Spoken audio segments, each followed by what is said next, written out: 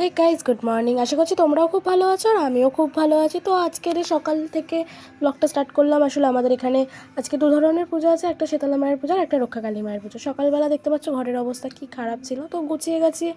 উঠে দেখছি বাবা সবজি কাটছে আর মা দিদির ছেলেকে খাওয়াচ্ছিল। তো তারপরে আমি চলে এলাম রেডি হতে, হাতে একটা ব্রেসলেট আর গলায় একটা চেন পরে নিয়েছি। এবার স্নান করে রেডি হয়ে নেবো, চলো। তো গেট সেট রেডি হয়েও গেছি আমি। তো এবার ভাবলাম একটু চুলের একটা হেয়ারস্টাইল করে নিই। তো চলো আমি একটা হেয়ারস্টাইল করি।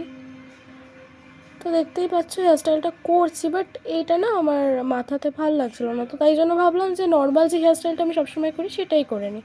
তো তারপরে আমি একটু কাজল পরে নিয়েছিলাম। আসলে আমার কাজল পরতে খুব ভালো লাগে, বাট চোখ থেকে জল বেরোয়, দেখতেই পাচ্ছ। তাই জন্য আমি একটু কাজল পরে নিয়েছি, তাও দেখতে পাচ্ছ চোখ থেকে জল বেরোচ্ছে না। তো আমার দিদি একটা নতুন লিপস্টিক কিনেছিল, তো ভাবলাম লুকিয়ে লুকিয়ে পরে নিই। তো চলো, দেখতেই পাচ্ছ আমি পরেও নিয়েছি। এত সুন্দর কালারটা ছিল আর এত ক্রিমি ছিল, খুব ভালো লেগেছে আমার লিপস্টিকটা। তো তারপরে একটু ছাতা নিয়ে বেরিয়ে পড়েছিলাম আমি মিষ্টি কিনতে। আসলে পুজো দিতে যাব শীতলা মায়ের কাছে। তো দেখতে পাচ্ছ বাইরে খুব বৃষ্টি হচ্ছিল। তো তারপরে চলে এলাম মিষ্টির দোকানে তোমাদের সাথে কথা বলতে বলতে।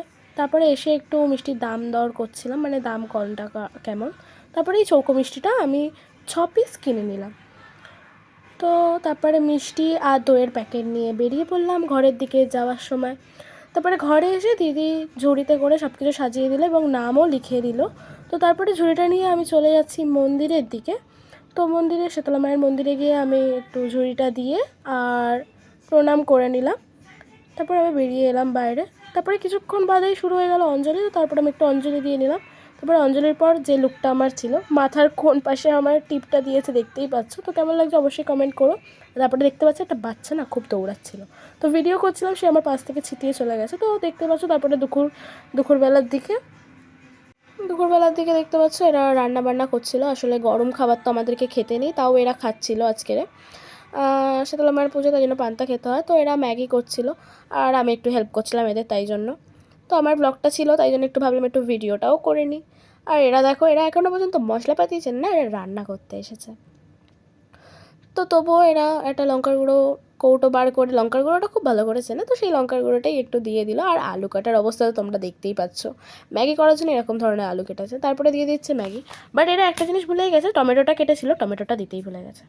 তো তারপরে এদের মনে পড়েছিল টমেটোটা দেওয়ার কথা, সেই কারণে ম্যাগিটা দেওয়ার পর তারপরে কি টমেটোটা দিয়েছে। তারপরে আমরা এত পাগলামি করছিলাম। তারপরে আস্তে আস্তে এখানে রান্নাটা কমপ্লিট হয়ে গেছিলো, বাট এরা তুলতে পারছিল না। বাট এখানে এখনও পর্যন্ত ম্যাগির আলুটা সেদ্ধই হয়নি। তাই জন্য ওদেরকে আমি সাজেশন দিলাম যে একটু জল দে ফার্স্টে, আর এই কেচাপ নিয়ে নাচানাচি করছে। জল দিয়ে ঢাকাটা দিয়ে দিতে বললাম ততক্ষণের জন্য, তাই একটু ঢাকা দিয়ে দিল ওরাও জল দিয়ে, যাতে আলুটা একটু সেদ্ধ হয়ে যায়। তো তারপরে আমরা একটু পাগলামি করে ভিডিওতে দেখিয়ে নিলাম আমাদের মুখটাও। তো তারপরে গিয়ে সেদ্ধ হওয়ার পরে ওরা কেচাপ দিয়ে নাড়াচাড়া করে লাবানোর টাইমে আমি একটু হেল্প করলাম, কারণ নামাতে কেউ পাচ্ছিল না। আর দেখতেই পাচ্ছ এখানে কুরকুরে দেবে বলে ওরা কুরকুরে বার করেছিল, বাট কুরকুরেটাকে কেউ গুঁড়ো গুঁড়ো করে দিয়েছে কেউ একজন। তো তারপরে ওরা নামাতে পারছিল না বলে আমি একটু হেল্প করে দিচ্ছিলাম, কারণ নিচের দিকে ম্যাগিটা না ধরে ধরে গেছিলো। আসলে ওরা প্রথমবার রান্না করছিল তো ওই জন্য। তো ম্যাগিটা নিচের দিকে একটু ধরে ধরে গেছে, আমি একটু কুড়িয়ে মানে আর কি খুন্তি দিয়ে তুলে তুলে দিচ্ছিলাম। তো তারপরে ওদের খাওয়া দাওয়া কমপ্লিট হলো। ওই যে কেচাপ দিচ্ছে এখনও, তারপরে কুরকুরে ছড়িয়ে দিয়েছিলো। তো তারপরে খাওয়া দাওয়া কমপ্লিট হওয়ার পর আমরা একটু বেরিয়ে গেছিলাম ঘুরু ঘুরু করতে, মানে রক্ষাকালী মায়ের ওখানে যে পুজো হয় সেখানে চলে যাচ্ছিলাম। তো তারপরে আমরা রিক্সায় উঠে গেলাম।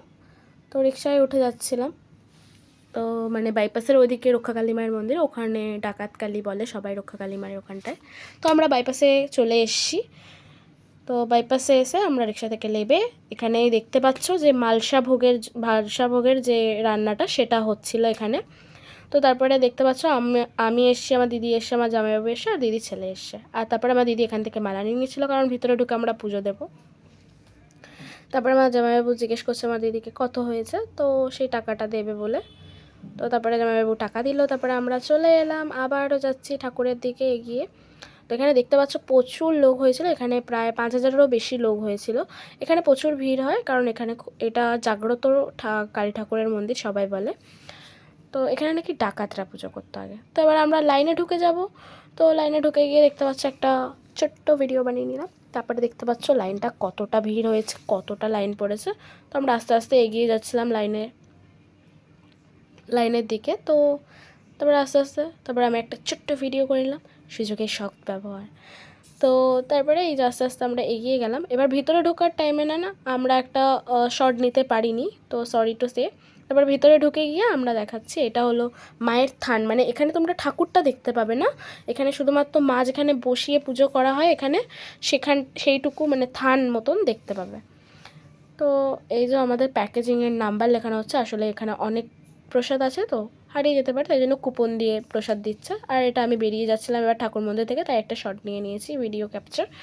আর এখানে ধূপ মোমবাতি জ্বালানো হবে, বাট আমরা ধূপ মোমবাতি আনতে ভুলে গেছি, এর দিদি কিনে নিচ্ছিল।